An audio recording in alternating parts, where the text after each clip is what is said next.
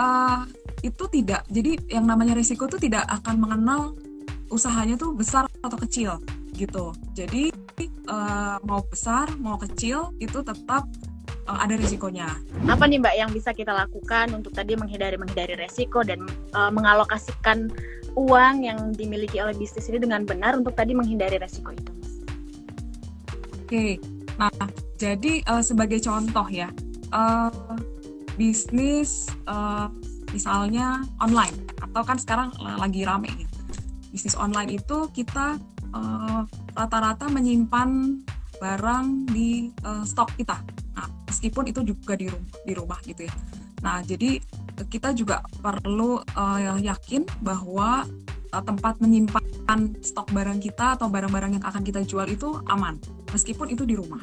Itu salah satu contohnya. Nah, yang kedua juga sekarang nih banyak banget nih, apalagi Mbak Kak Aci, saya kebetulan di Bandung, tapi mungkin di Jakarta juga ada. Jadi di Bandung itu sangat beragam, sangat variatif kulinernya gitu, dan itu rata-rata industrinya juga rumahan. Dan mungkin kalau teman Alias atau sahabat Nova main ke Bandung, aduh promosi Bandung nih jadinya.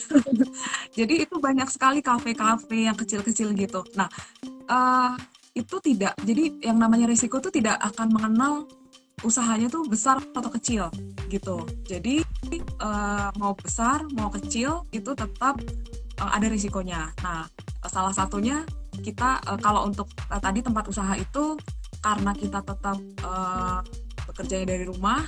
Untuk industri yang kuliner tadi itu karena kalau kuliner kan sering masak ya, dapurnya selalu nyala lah, ibaratnya ngepul lah istilahnya. Nah, jadi tempat usaha kita harus diproteksi dari risiko misalnya kebakaran, lalu apalagi musim hujan kayak gini, banjir, seperti itu.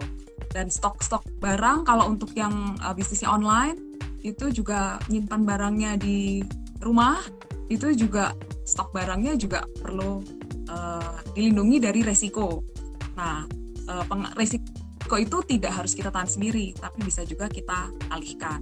Lalu yang berikutnya, Kak Aci, gimana pun ketika memulai bisnis, apalagi bisnisnya itu baru. Nah, itu kan kita pasti lagi semangat-semangatnya, terus udah gitu lagi pokoknya bisa dibilang pokoknya order 24 jam kalau perlu gitu ya, setiap hari kita layanin.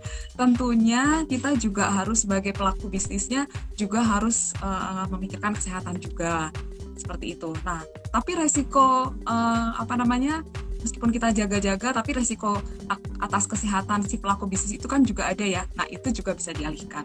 Nah, jadi memang banyak hal sebenarnya yang mempengaruhi berjalannya suatu bisnis supaya tetap berjalan dengan lancar. Nah, apa resiko-resiko itu yang mesti kita identifikasi juga nih, gitu. Apalagi kalau dari pemula lalu omsetnya makin tinggi, itu harus dipikirkan kalau menurut saya.